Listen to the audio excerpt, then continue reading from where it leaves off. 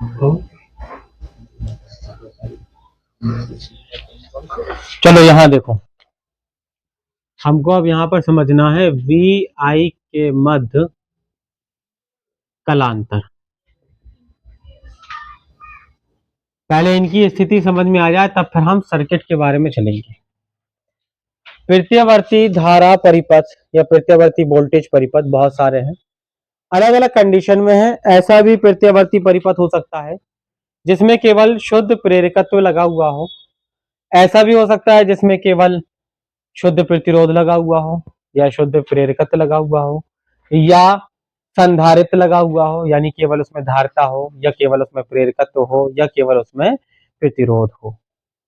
या ऐसा भी हो सकता है कि दो दो चीजों का कंबाइनेशन हो, प्रतिरोध के साथ प्रेरकत्व लगा हो, या प्रतिरोध के साथ धारिता लगी हो, या धारिता के साथ प्रेरकत्व लगा हो, या फिर वो तीनों चीजें ही लगी। तो हमें सबसे पहले यहां पर यह समझना है कि जो वोल्टेज और धारा है ये या तो कला में समान होंगे। कला में समान का मतलब सीधा सा ये है कि जिस दर से वोल्टेज में वृद्धि हो रही है उसी दर से धारा में वृद्धि होगी, जिस दर से वोल्टेज में कमी हो रही है उसी दर से धारा में कमी होगी। जितने समय पर वोल्टेज अधिकतम जा रहा है उतने ही समय पर धारा भी अधिकतम जाएगी।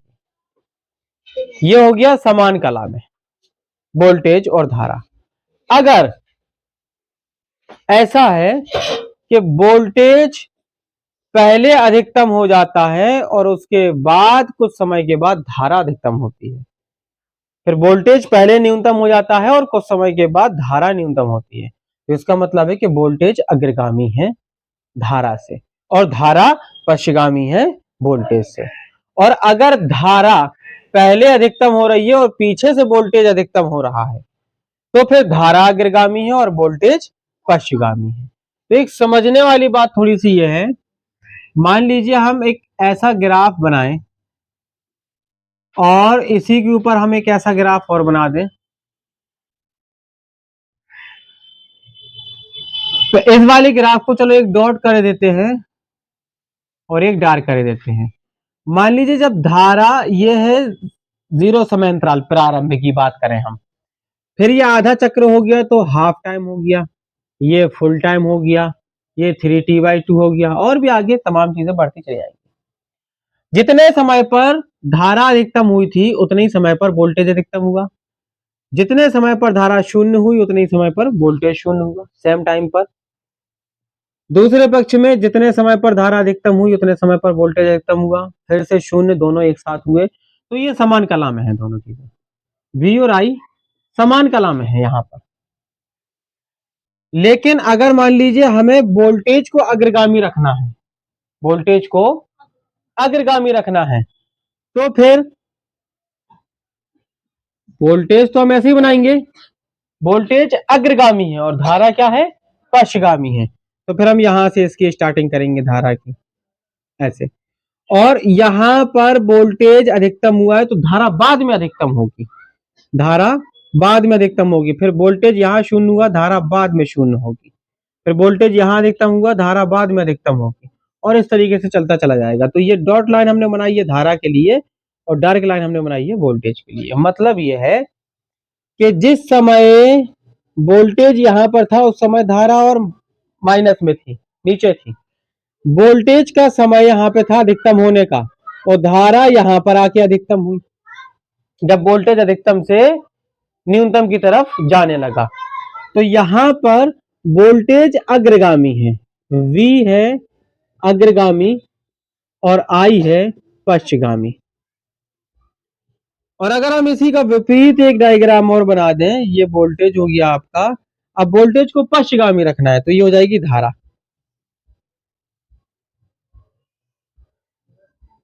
ये वोल्टेज है और ये धारा है। देखो पहले धारा अग्रगामी हो गई यानी अधिकतम पॉइंट पर पहुंच गई, फिर बाद में वोल्टेज पहुंचा। धारा इस समय 0 हुई जबकि वोल्टेज को समय के बाद 0 हुआ। धारा यहां पर दूसरे अर्धचक्र में अधिकतम हो गई जबकि वोल्टेज कुछ समय के बाद अधिकतम हुआ। तो यहां पर वोल्टेज क्या है, पश्चगामी है, और धारा I क्या है, अग्रगामी। तो ये हमें ध्यान देना होगा कि कौन सी चीज कब पश्चिगामी है और कब अग्रगामी है।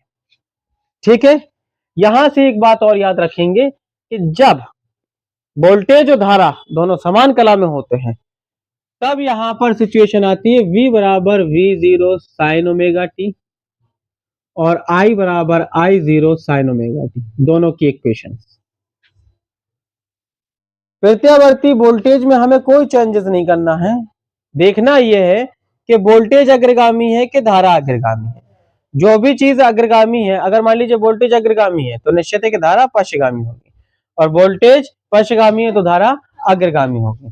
तो यहां पर अगर वोल्टेज अग्रगामी है तो V बराबर V0 साइन ओमेगा टी तो ज्यों का त्यों रहेगा, लेकिन धारा पश्चिगामी हो जाएगी, I बराबर I0 sign omega T minus five. Five कुछ भी हो सकता है, कला में 30 अंश पश्चिगामी है कि 20 अंश पश्चिगामी है कि 45 अंश पश्चिगामी है या 60 अंश पश्चिगामी है। तो इस कंडीशन में ये इक्वेशंस रहेंगी। अगर वोल्टेज पश्चिगामी है तो V बराबर तो V0 साइन ओमेगा टी ही रहेगा, बट I बराबर, इसका मतलब है कि धारा अग्रगामी है, I0 sign omega t plus 5 हो जाएगा। समान कला में दोनों इक्वेशन है एक जैसी। इसके बाद यहां पर धारा पश्चिगामी है मतलब वोल्टेज अग्रगामी है, और इस सिचुएशन में धारा अग्रगामी है मतलब वोल्टेज पश्चिगामी है। अब इसके आधार पर सर्किट होंगे जो प्रत्यावर्ती परिपथ, वो एक तो हो सकता है जब केवल शुद्ध प्रतिरोध हो, शुद्ध प्रतिरोध होगा, केवल R जुड़ा हुआ हो और कुछ भी ना जुड़ा हुआ हो। प्रत्यावर्ती वोल्टेज स्रोत से केवल R को जोड़ करके प्रत्यावर्ती परिपथ बना दिया जाए तो क्या होगा, उसकी प्रतिबाधा क्या होगी, उसमें धारा कैसे बहेगी, उसका प्रतिरोध क्या होगा, उसके मध्य कलांतर क्या होगा, ये सारी चीजें हम देखने वाले हैं। या केवल L हो या केवल C हो, या LR हो सकता है या CR हो सकता है या LC हो सकता है या LCR हो सकता है। 1 2 3 4 5 6 7 तरीके के परिपथ हमें समझना होगा। ठीक है, बात समझ में आ गई? इतना चाहो तो नोट कर लो, इतना। समान कला में ये वोल्टेज अग्रगामी धारा पश्चिगामी तो ये वोल्टेज पश्चिगामी धारा अग्रगामी तो ये, इतनी सी बात।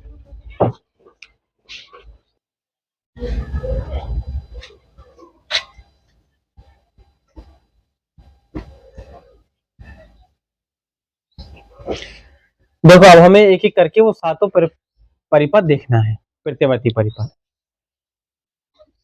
पहला मान लीजिए कि जब परिपथ में केवल शुद्ध प्रतिरोध हो, R हो, इस सिचुएशन में V और I के मध्य कलांतर क्या होगा। मेनली हम यहाँ पर ये जज करने वाले हैं कि वोल्टेज और धारा के मध्य जो कलांतर होता है वो हम कैसे फाइंड करते हैं, या कब कौन सी चीज अग्रगामी और कब कौन सी चीज पश्चिगामी होती है। ये फाइंड करने के लिए हमें देखना होता है कि सर्किट का नेचर कैसा है, परिपथ की प्रकृति क्या है, परिपथ में जुड़ा क्या क्या है। उन बातों पर डिपेंड करेगा कि कौन सी चीज अग्रगामी होगी, कौन सी पश्चिगामी होगी, और कितनी अग्रगामी होगी और कितनी पश्चिगामी होगी। अगर मान लीजिए हम केवल शुद्ध प्रतिरोध को जोड़ते हैं, एक तार लिया हमने, ये प्रतिरोध है, और इसे हमने प्रत्यावर्ती वोल्टेज स्रोत से जोड़ दिया इसके सिरों के मध्य, ये प्रत्यावर्ती वोल्टेज स्रोत का साइन है जिसे हम कहेंगे V बराबर V0 साइन ओमेगा टी। इसको इसके सिरों के मध्य हमने एक R प्रतिरोध जोड़ दिया। जैसे ही हम R प्रतिरोध जोड़ेंगे, ये प्रत्यावर्ती वोल्टेज स्रोत है, धारा की फौरन सप्लाई होने लगेगी, इसमें धारा बहने लगेगी, प्रत्यावर्ती धारा। अब जब प्रत्यावर्ती धारा बहेगी तो तार के सिरों के मध्य विभवांतर स्थापित हो जाएगा, वोल्टेज स्थापित हो जाएगा। तो वो वोल्टेज उतना ही होगा जितना प्रत्यावर्ती वोल्टेज स्रोत है, क्योंकि इसके सिरों के बीच एक तार लगा है, तार में तो कोई क्रिया होना नहीं है, कुछ अलग से कोई प्रक्रिया होती नहीं है। तो तार अगर हमने स्रोत के बीच में लगा दिया तो तारों के सिरों के मध्य वही विभवांतर उत्पन्न होगा जो लगाया गया है, और लगाया गया किसे है, प्रत्यावर्ती वोल्टेज स्रोत को लगाया गया है, तो यही विभवांतर उत्पन्न होगा। तो V बराबर V0 साइन ओमेगा टी, किसी भी समय अंतराल में किसी भी क्षण अगर हम ये देखते हैं कि प्रतिरोध के सिरों के मध्य विभवांतर कितना है, तो हम पाते हैं कि जितना प्रत्यावर्ती स्रोत का वोल्टेज है, सिरों के मध्य वोल्टेज है, उतना ही आर के सिरों के मध्य वोल्टेज स्थापित हो जाएगा और इसमें प्रत्यावर्ती धारा बहने लगेगी। ओम का नियम ये कहता है कि जब किसी तार में धारा बहती है तो उसके सिरों के मध्य लगाया गया विभवांतर बहने वाली धारा के अनुक्रमानुपाती होता है। मतलब अगर हम ओम के नियम की हेल्प लें, ओम नियम से, तो ओम का नियम कहता है V बराबर आई आर, और यहां पर अगर हम आई आर शिफ्ट कराते हैं तो यहां पर आई आर आएगा, तो यह आ जाएगा V0 साइन ओमेगा टी। तो आई बराबर अगर हम देखेंगे V बराबर आई आर, अगर हम आई बराबर देखें तो आएगा V0 upon r into sine omega T, और V0 अपॉन आर धारा का शिखर मान है। धारा का शिखर मान कैसे है? इसके अधिकतम मान के लिए हमें क्या करना होगा? साइन ओमेगा टी का मान एक लेना होगा। किसी भी चीज का अधिकतम मान लेना हो तो ट्रिग्नोमेट्रिकल जो भी फंक्शन होता है उसकी मैक्सिमम वैल्यू देख लेते हैं। तो साइन ओमेगा टी की मैक्सिमम वैल्यू क्या होगी? 1। तो अधिकतम मान के लिए, अधिकतम मान के लिए I0 बराबर आ जाएगा V0 अपॉन आर। ये धारा का शिखर मान या अधिकतम मान कहलाएगा। अगर हम V0 अपॉन आर की जगह पे I0 शिफ्ट करेंगे तो I बराबर हमारे पास में आएगा I0 साइन ओमेगा टी। अगर हम इसको इक्वेशन फर्स्ट माने और इसको इक्वेशन सेकंड माने तो इसकी तुलना करवाएं तो हम यह देख पा रहे हैं कि साइन ओमेगा टी कला में कोई अंतर नहीं। इसका अर्थ यह हुआ कि जब परिपथ में केवल शुद्ध प्रतिरोध को डाला जाता है तो वोल्टेज और धारा दोनों समान कला में रहते हैं, उनके बीच कलांतर शून्य रहता है। कलांतर इनके बीच में क्या है? शून्य है, कोई भी कला में अंतर नहीं है, वोल्टेज और धारा दोनों समान कला में स्थित हैं। साथ ही साथ हम ये देख पा रहे हैं कि V0 अपॉन I0, यहां से अगर देखो तो V0 अपॉन I0 बराबर क्या निकल के आ रहा है? R। और इसका वोल्टेज कितना था? V, और इसमें धारा कितनी थी? I। तो मतलब परिपथ की जो प्रतिबाधा है, प्रतिबाधा का मतलब होता है, प्रतिबाधा को हम Z से व्यक्त करते हैं। Z का मतलब ये प्रतिबाधा, और प्रतिबाधा कहलाती है पूरे परिपथ का रेजिस्टेंस। पूरे परिपथ में जो रुकावट होती है उसकी बात करें हम।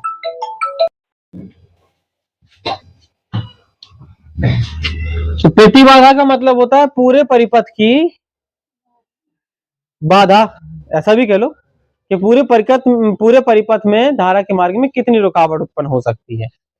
तो ये एक्चुअली में Z ही है, और Z R के बराबर है, यानी परिपथ का जो तार का प्रतिरोध है उस प्रतिरोध के बराबर ही परिपथ की प्रतिबाधा होगी।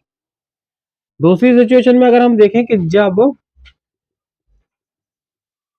केवल L हो, L का मतलब प्रेरकत्व को हम केवल जोड़ दें। अब अगर हम प्रत्यावर्ती परिपथ में केवल प्रेरकत्व मतलब कुंडली को अगर हम लगाते हैं तो क्या होगा? क्या वोल्टेज और धारा दोनों समान कला में होंगे, या कोई किसी से अग्रगामी और कोई किसी से पश्चगामी होगा? क्या देखते हैं। यह हमने लगा दी एक कुंडली जिसका प्रेरकत्व L है। यह हो गया प्रत्यावर्ती धारा स्रोत। जहां जो चीज समझ में ना आए पूछ लेना। V0 साइन ओमेगा टी, ये हो गया L। अब जरा समझो, हमने एक कुंडली को प्रत्यावर्ती वोल्टेज स्रोत से जोड़ा। प्रत्यावर्ती वोल्टेज स्रोत से वोल्टेज के सिरों पर हमने स्थापित कर दिया कुंडली के सिरों को। अब जाहिर सी बात है कि इससे धारा बहने लगेगी, ये स्रोत है, वोल्टेज दे रहा है तो धारा भी बहेगी। अब अगर धारा बहेगी तो कुंडली में जाएगी, और कुंडली में जाएगी तो कुंडली की धारा में जब परिवर्तन होता है तो उसके फ्लक्स में परिवर्तन होने लगता है, सभी लोग जानते हैं। और जब फ्लक्स में परिवर्तन होगा, फ्लक्स में परिवर्तन होने से एक प्रेरित विद्युत वाहक बल उत्पन्न होगा, और उस प्रेरित विद्युत वाहक बल का जो परिमाण होता है वो होता है L/di/dt। इतना होता है प्रेरित विद्युत वाहक बल किसी कुंडली के लिए। और जो प्रेरित विद्युत वाहक बल उत्पन्न होगा कुंडली के सिरों के मध्य, वो किसकी वजह से उत्पन्न हुआ? प्रत्यावर्ती वोल्टेज स्रोत की वजह से। प्रत्यावर्ती वोल्टेज स्रोत ना लगाते तो इसमें कोई हलचल होती? कोई भी हलचल नहीं होती, कुछ भी नहीं होता। तो इसके चेंजेस से इसमें चेंजेस हुए और इसमें चेंजेस होने से इसमें एक इलेक्ट्रिक मैग्नेटिक फोर्स उत्पन्न हुआ, प्रेरित विद्युत वाहक बल उत्पन्न हुआ। तो जो प्रेरित विद्युत वाहक बल प्रत्यावर्ती वोल्टेज के बराबर होगा, क्योंकि जितना प्रत्यावर्ती वोल्टेज हमने लगाया है उसी हिसाब से प्रेरित विद्युत वाहक बल उत्पन्न हुआ। तो इसका मतलब ये हुआ कि यहां से हमें ये देखना चाहिए कि l d i upon d t is equal to हो जाएगा v zero sine omega t. भाई यह है v बराबर v जीरो साइन ओमेगा टी। v प्रत्यावर्ती वोल्टेज है, प्रत्यावर्ती वोल्टेज के बराबर हमारा मान उत्पन्न हुआ है प्रेरित विभवांतर प्रेरित विद्युत वाहक बल का। प्रेरित विद्युत वाहक बल को हम E कहेंगे, तो v हटाएंगे तो E लगाएंगे और E बराबर इतना वैल्यू आया हमारा जो होता है।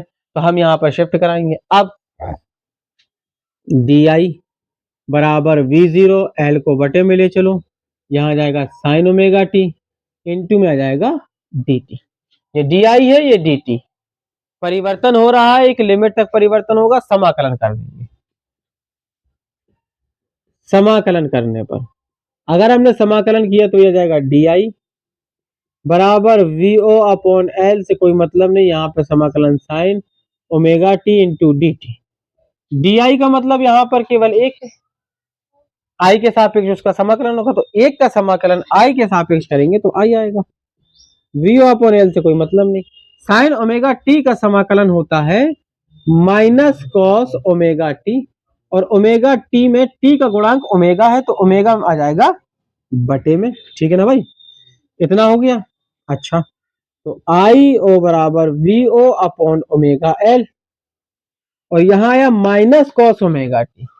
माइनस कॉस ओमेगा टी के स्थान पे हम लिख सकते हैं sine omega T minus pi by two. देखो अगर हम इससे माइनस कॉमन लेंगे तो बाहर माइनस आ जाएगा, तो अंदर बचेगा pi by two minus omega T, और sine pi by two minus omega T बराबर कॉस ओमेगा टी। तो आ गया ना माइनस का कॉस ओमेगा टी, तो मतलब माइनस कॉस ओमेगा टी को sign omega T minus pi by to हम लिख सकते हैं। अधिकतम मान के लिए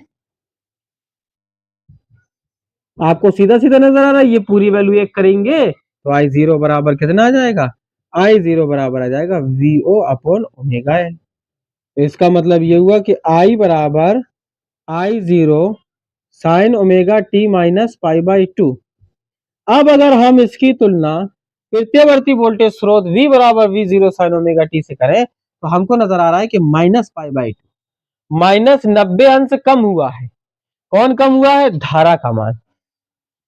मतलब ये हुआ कि वोल्टेज धारा से 90 अंश अग्रगामी है और धारा वोल्टेज से 90 अंश पश्चगामी है। ये कब हुआ, जब हमने परिपथ में केवल शुद्ध प्रेरकत्व को जोड़ा। अगर हम परिपथ में केवल शुद्ध प्रेरकत्व को जोड़ते हैं तो वोल्टेज धारा में 90 अंश अग्रगामी होता है और धारा 90 अंश पश्चगामी होता है।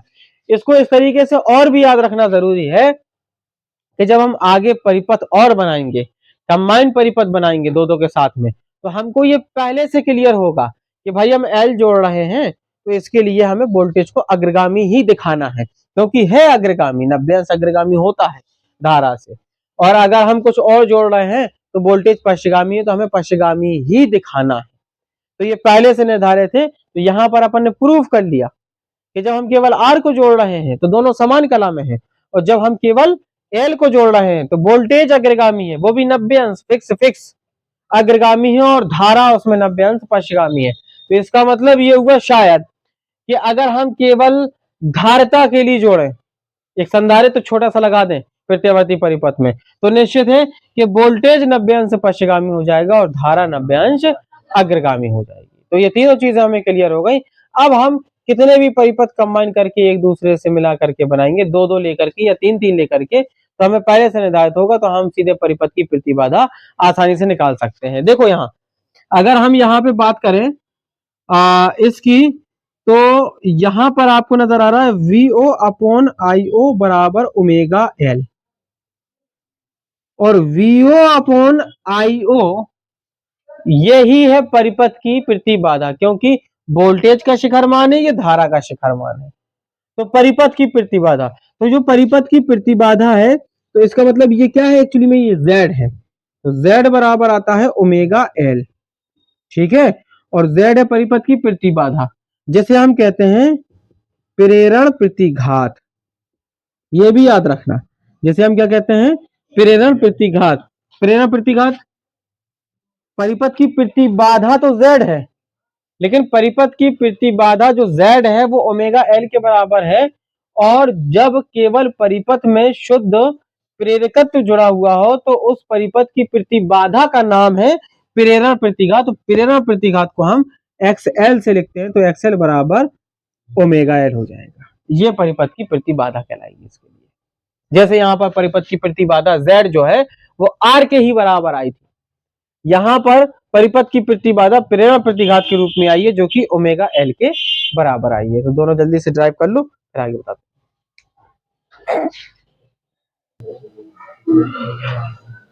बता देंगे।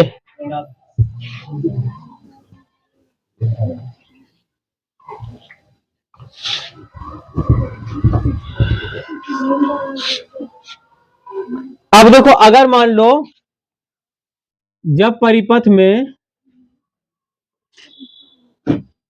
केवल C हो, यानी संधारित्र हम जोड़ दें, तब क्या होगा।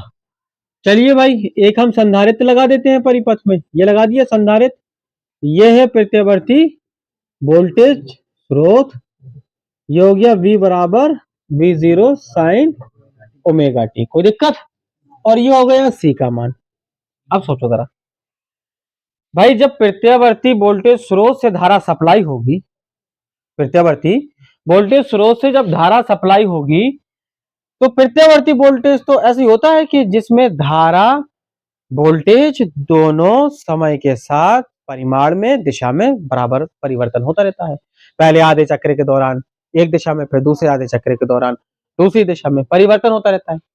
तो इसका मतलब ये हुआ कि जो संधारित्र की दोनों प्लेटें हैं ये लगातार आवेशित और निरावेशित, आवेशित और निरावेशित हो रही, मतलब संधारित्र की प्लेटों के मध्य धारा निरंतर बनी हुई है। आवेशन होना, फिर निरावेशन होना, फिर आवेशन होना, फिर निरावेशन होना, मतलब एक कंटिन्यूटी बनी हुई है। चलो किसी समय हमने मान लिया कि यहाँ पे इनके सुरों के मध्य जो आवेश है वो Q है, तो हम जानते हैं कि संधारित्र की जो धारता होती है C बराबर, वो या Q बराबर होता है CV, ये आपको पता है। तो वोल्टेज जो होगा वो क्या होगा, Q अपॉन C के बराबर। किसी समय संधारित्र की प्लेटों के मध्य जो विभवांतर स्थापित होगा प्रत्यावर्ती वोल्टेज स्रोत लगाने पर, प्रत्यावर्ती वोल्टेज स्रोत के लगाने पर जो इसके सुरों के मध्य विभवांतर स्थापित होगा वो होगा Q अपॉन C के बराबर। तो यहां हम शिफ्ट करा देंगे Q अपॉन C बराबर में है VO या V0 साइन ओमेगा टी। अब चूंकि हमें जो दूसरी इक्वेशन निकालना है वो एक मेन टारगेट होता है कि धारा के लिए निकालना होता है, I बराबर I0 sign omega T something करके कि वो कितना होगा। तो भाई हमको ये पता है कि जो धारा होगी तात्क्षणिक या तात्कालिक, मतलब किसी समय अंतराल में धारा का जो मान होगा वो होगा I बराबर DI upon DQ, DI upon DT किसी समय अंतराल में। अरे DQ अपॉन DT क्या कर रहे हैं हम भी, आवेश प्रवाह की समय दर को वैद्युत धारा कहते हैं, DQ अपॉन DT। तो Q का T के सापेक्ष अवकलन है, I बराबर DDT। Q का मान कितना है भाई, Q का मान है CV0 sign omega T. I बराबर अवकलन करते हैं, CV0 से कोई मतलब नहीं, साइन ओमेगा टी का अवकलन कॉस ओमेगा टी, और ओमेगा टी का गुणांक का गुणा हो जाएगा ओमेगा। तो ये क्या बन गया आपके पास में, I बराबर CV0 omega cos omega T को क्या हम ऐसा नहीं लिख सकते, sine omega t plus pi by two, sine 90 plus theta बराबर कॉस थीटा हो गया। इसको हम ऐसा भी लिख सकते हैं VO बटे 1 upon omega c into sine omega t. अधिकतम मान देखेंगे, अधिकतम मान के लिए, तो अधिकतम मान के लिए I0 का मान आ जाएगा VO upon 1 upon omega c. इतना ही है शिखर मान धारा का, क्योंकि अधिकतम मान या शिखर मान के लिए हमें इस वैल्यू को 1 करना पड़ेगा, तो I0 बराबर इतना आ जाएगा। तो वैल्यू हमारी क्या निकल के आएगी, I बराबर I0 sign omega t plus pi by 2। अब समझ आया कि जब प्रत्यावर्ती परिपथ में केवल संधारित्र अकेला हो तब धारा 90 अंश अग्रगामी होती है और वोल्टेज 90 अंश ऑफिशियली पश्चगामी होगा। क्लियर है? इसके लिए धारतीय प्रतिघात अगर हम देखें, धारतीय प्रतिघात जब परिपथ में केवल संधारित्र अगर जुड़ा हुआ हो तो परिपथ की प्रतिबाधा को धारतीय प्रतिघात कहते हैं। धारतीय प्रतिघात को XC से व्यक्त करते हैं। तो यहां देखो धारतीय प्रतिघात क्या कहलाएगा, अगर हम यहां से जज करें तो ये आएगा VO अपॉन IO बराबर 1 अपॉन ओमेगा सी। सही है ना? तो XC बराबर क्या हो जाएगा 1 अपॉन ओमेगा सी। ओमेगा बराबर 2 पाई एफ भी होता है, ये आप लोग याद रखेंगे। तो 2 पाई एफ, एफ कहलाती है फ्रीक्वेंसी आवृत्ति। तो धारतीय प्रतिघात XC के बराबर होता है, जिसे हम धारतीय प्रतिघात कहते हैं। फिर इसके बाद इनके कंबाइन होंगे कुछ कि 2-2 को लेके या 3-3 को लेके हम कैसे क्या क्या बना सकते हैं। चलिए इसको और नोट कर लीजिए।